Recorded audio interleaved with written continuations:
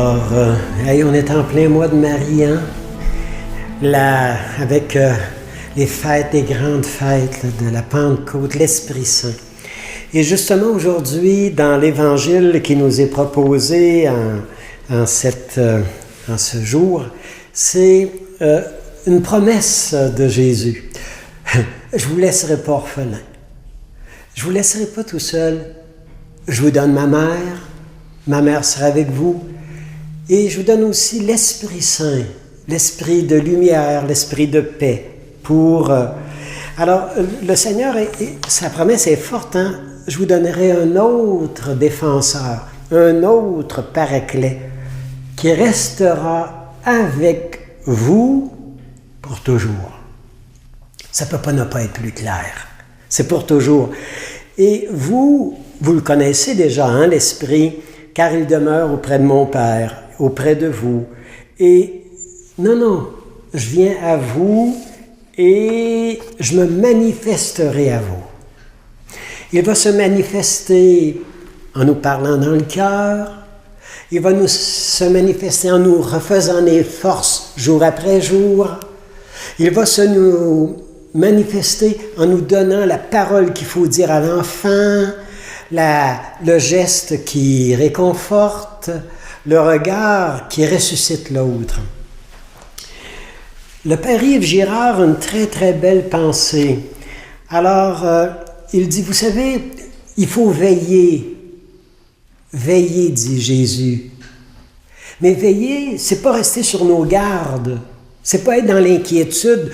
Est-ce que l'enfant va rentrer? Est-ce qu'il ne rentrera pas? Non. Veiller, c'est de s'endormir dans la confiance. Et faire confiance que si l'enfant est dans les mains du Père, si Jésus marche avec lui, il ne peut rien lui arriver. Veiller, c'est pas demeurer sur le qui-vive, dit Yves Girard, mais s'endormir dans la confiance. Et c'est encore Yves Girard qui dit, vous savez comment on fait pour garder un vase brisé, un vase qui a été vraiment brisé. Vous savez comment on fait pour le garder plein d'eau? On le garde dans l'océan. On le garde dans la rivière. On le plonge. Alors il faut se plonger dans cet esprit. L'esprit qui nous ranime, l'esprit qui nous ravive.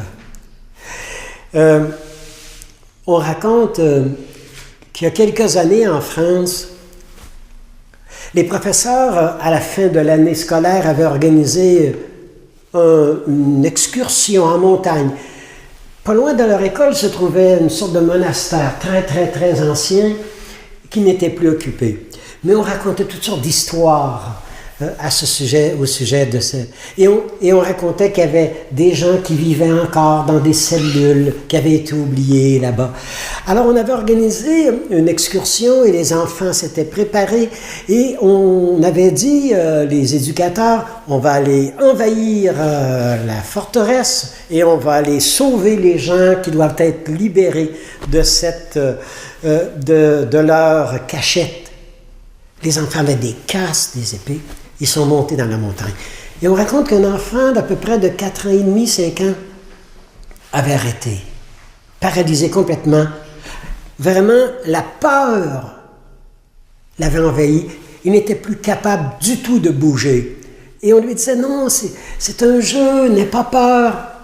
Mais et le professeur lui demande, mais comment est-ce qu'il se fait que tu as peur comme ça? Pourquoi tu n'avances plus?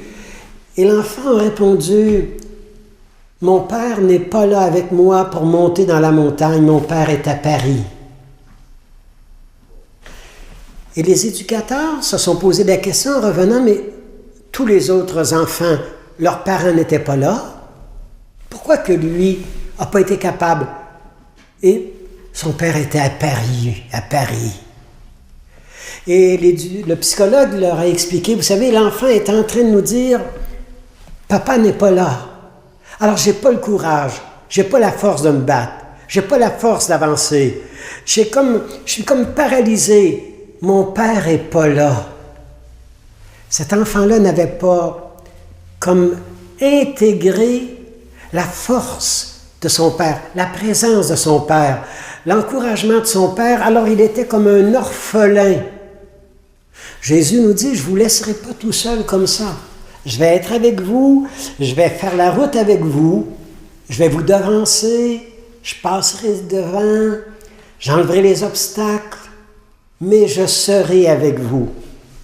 Alors, demandons à l'Esprit qui nous guide, l'Esprit qui nous envahit, l'Esprit qui nous accompagne, l'Esprit qui nous ne laisse jamais seuls. Moi, je trouve ça merveilleux. Quand j'arrive vraiment à me confier au Seigneur, quand j'arrive à m'abandonner, quand j'arrive à lâcher prise dans le sommeil et que je laisse l'Esprit me travailler, que je laisse l'Esprit me refaire dans toutes les fibres de mon être, je me rends compte que le lendemain, après le sommeil, après l'abandon, après le lâcher prise, je suis vraiment refait, une jeunesse nouvelle, des forces nouvelles.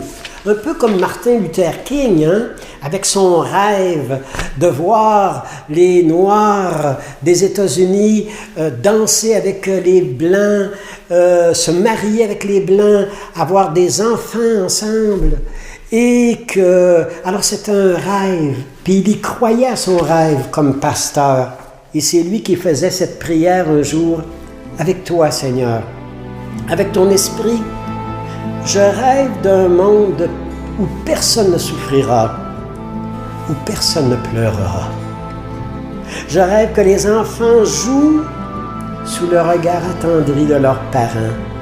Je rêve que les vieillards sourient, entourés de l'affection des leurs. Je rêve que les humains se tendent la main. Je rêve, Seigneur, que ton royaume arrive parmi nous. Je rêve que l'amour, la vie sera là et nos forces seront refaites. Et je nous laisse avec cette belle prière que nous autres, dans notre famille, dans notre institut, alors où on croit tellement à l'évangélisation. Esprit Saint, hâte-toi de descendre en nous, qu'une vive inquiétude du salut éternel de nos frères agite nos cœurs. Que notre bouche, notre esprit, nos sens, tout notre être loue l'eau divin de nos âmes et le fasse louer. Que la divine charité enflamme tous ceux qui nous approchent et qui nous rendent fidèles, fervents en toutes choses. Amen.